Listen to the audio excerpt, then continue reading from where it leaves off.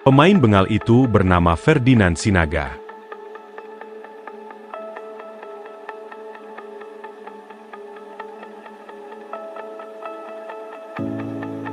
Ferdinand Alfred Sinaga adalah pesepak bola yang dikenal memiliki karakter bengal. Bakatnya ditemukan oleh seorang pelatih bernama Lukas Tumbuan. Pak Lukas itu dia salah satu pelatih yang lama di Bandung. Dia memang dari dulu menurut saya banyak menemukan bibit-bibit pemain yang muda dan hampir semua yang dia pegang itu jadi. Itu tuh Ferdinand nomor berapa sih Pak? 17 ada Pak? Apa 18-an ya? Hampir 18 ya. Hampir 18 tahun. Itu Pak Lukas mempercayakan untuk mengambil ke Persibat yang notabene udah Liga 2 saat itu ya. Liga 2. Pada saat itu belum Divisi 2. Divisi 2 ya, Divisi 2. Itu Pak Lukas bawa Ferdinand. Ya, karena saya kenal dia itu unik lagi juga itu. Antik deh ya. Saya melatih Sasko. Oh, Sasko. Itu di Cicalengka. Saya melihat dia di pinggir lapangan itu. Ini orang satu kok punya juggling bagus ya. Terus dia berdua sama adiknya main di pinggir. Iya. Nah, saya melatih Sasko ya, saya sembari lihat dia gitu terus. Ini anak lain nih, satu orang ini. Usia 13 tahun. Iya. Ya selesai saya melatih Sasko, sorenya udah mau maghrib, saya panggil, mana saha? Ini pelengok. Iya. Ini siapa nama kamu? Ferdinand. Hah? Punya Cicalengka yang ngaran Ferdinand. Kayaknya di Manchester ya. Ferdinand. Itu Rio. Terus saya tanya lagi, mana orang naon? Batak Pak. Oh, kamu Pak Sinaga. Oh, baru percaya. Iya. Ya kan? Baru. Kamu main bola di mana? Belum Pak, sendiri. Latihannya sendiri ya. Kamu mau masuk tim Sasko ini? Mau Pak. Betul. Oke, kamu gak usah bayar. Kamu latihan di sini. Ya. Nah, mulai dari situ dilatih. Memang dia punya prospek bagus. Saya tapi tidak ngomong pada saat itu. Ada seleksi di Persib tuh. Terpilih dia. Saya diem aja. Saya pura-pura gak kenal. Untuk begitu aja. Orang-orang Persib pada ngomongin itu saya diem aja. Ngomongin bagus gitu. Ngomongin bagus. Di balik bakat yang hebat, ternyata Ferdinand sering membuat kesal pelatihnya. Pernah saya ditempeleng sama dia, sama Pak Lukas itu. Itu kejadian waktu di Persibat Batang. Wah, karena Ya karena disuruh pisah yang bisa berenang sama yang nggak bisa berenang. Saya ikut yang nggak berenang, nggak bisa berenang. Tiba-tiba disuruh berenang yang nggak bisa berenang, saya di depan duluan. Ya udah marah dia. ternyata bisa. Ternyata bisa, dia bilang oh sekarang. Ya itu 2006. 2006. Pada saat itu saya bawalah dia ke Persibat Batak. Persibat. Ya. Hari itu ada yang namanya kita sebut ya apa ya latihan bukan latihan lah, refreshing lah gitu. Di kolam berenang nih ceritanya. Saya bagi dua, yang bisa berenang sebelah kiri, yang tidak bisa berenang sebelah kanan. Karena ada yang dalam toh. Iya. Nah, resiko yang terjadi kan kalau nggak bisa berenang selesai itu 3 meter kan. Iya. Dia memposisikan yang tidak bisa berenang. Oke, yang tidak bisa berenang masuk ke kolam renang, saya suruh masuk ke dalam air untuk tahan nafas. Itu juga bentuk latihan. Iya. Yang lain boleh berenang, kasih jarak berapa rit. Iya. Oke, tiba-tiba dia dengan gaya bengalnya itu loncat dia. Piu, berenang. Loh ini bisa berenang tadi, dia bilang nggak bisa berenang. Wah darah naik gitu. Loncat aja ya, berenang aja, kejar saya kejar dia. Dia kolam renang, Pak. Iya, hantem sama saya. Ampun-ampunan. Anjing goblok, saya nipu ke aing. Bahasa Sundanya keluar itu. Bahasa Sunda kan sama-sama Bandung. Iya. Ampun Pak, ampun. Goblok saya menipu ke aing teh. Itu Pak, kata tadi narik hore cilaka kumain. Nah gitulah ceritanya. Ya bukan dikepet, digaplok. Tak hanya pelatih, bahkan senior pun sering menganggapnya menyebalkan. Badung memang, anaknya memang begitu, memang Badung, dan sehingga saking Badungnya menyebalkan sampai waktu di junior dihajar pemain seniornya. Jimenez. Enggak, waktu itu sama pemain lokal di sini, pemain sama Deden Suparhan. bukan Deden menantu Pak Otik, Deden yang Cikajang tuh, Deden apa namanya? Deden. Ada yang inget?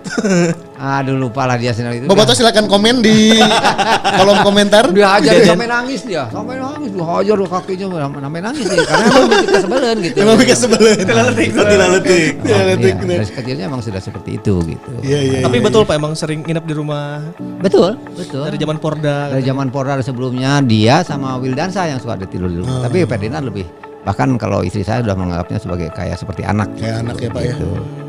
Memang dekat sekali, hubungan emosionalnya cukup dekat dengan Ferdinand. Deden Hermawan. Deden Hermawan. Sama Deden, kan Deden tahun sendiri. Deden juga gitu juga anaknya kan. Iya. Galak oke. Udah bekas sebelum dia ajar sama si Deden. Dulu aku main di junior kan, junior kita uji coba sama senior. Jadi kalau di Bandung ini kan kita junior nih nggak bisa keras ke senior, karena kan ruang lingkupnya di situ. Kalau senior kan keras-keras. Cuma mungkin karena pas uji coba aku lebih pembangkang gitu. Ya ada beberapa pemain yang sempat dulu aku sampai bersih tegang sampai dia buang ludah sama aku, balas, sampai dilemparin sama penonton, ribut sampai dilemparin botol sama supporter sendiri. Ya ampun. Iya, tapi nggak mundur, aku nggak mundur. Pantang mundur karena maju terus sampai akhirnya pelatih dulu Arcan Yuri kalau nggak salah. Betul. Di Arcan Yuri dia panggil saya, dia sempat bilang sama saya, kamu pemain yang punya karakter. Suatu saat kamu akan pemain jadi, dia bilang itu. Terus saya bilang ya itu yang saya tanamkan.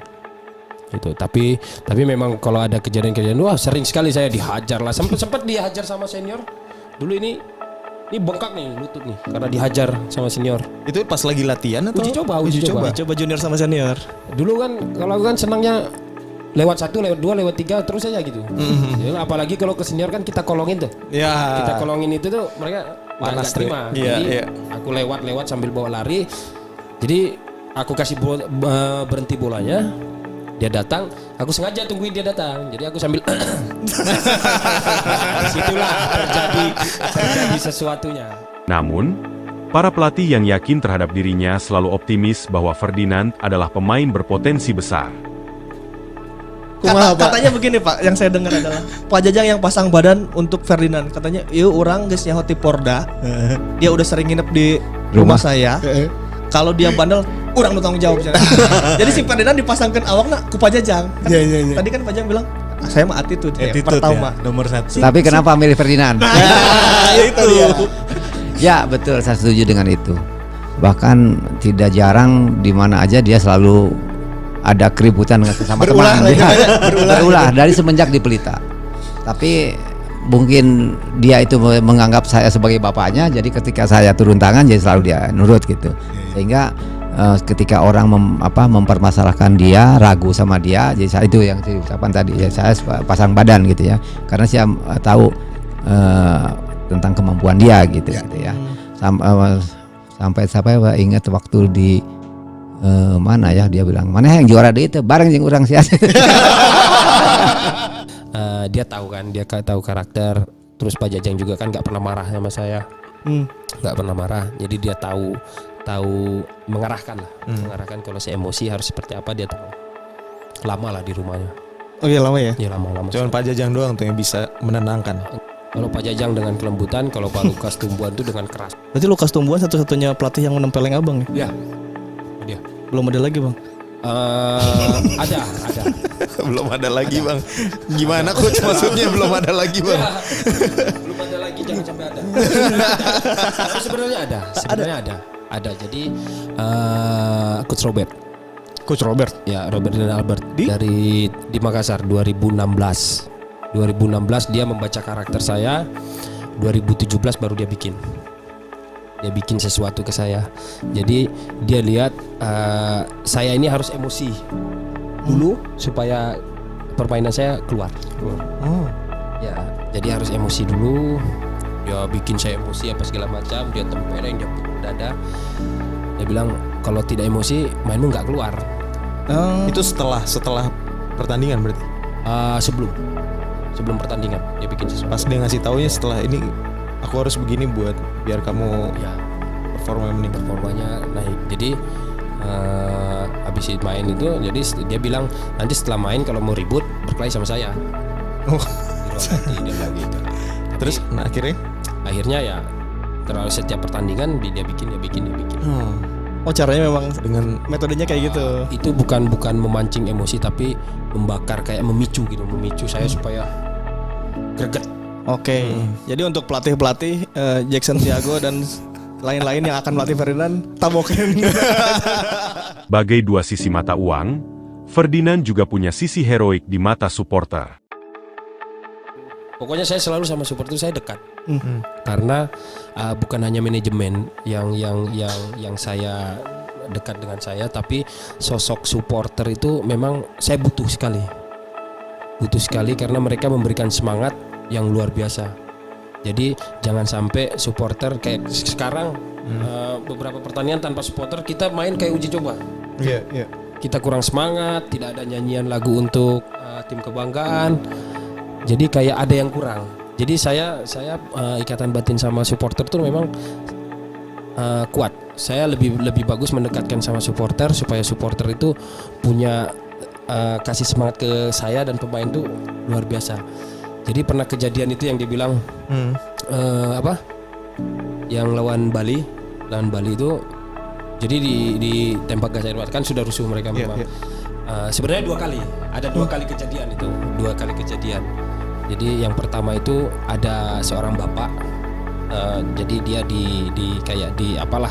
diamankan lah, ambil ada pemukulan juga. Dia bawa anaknya.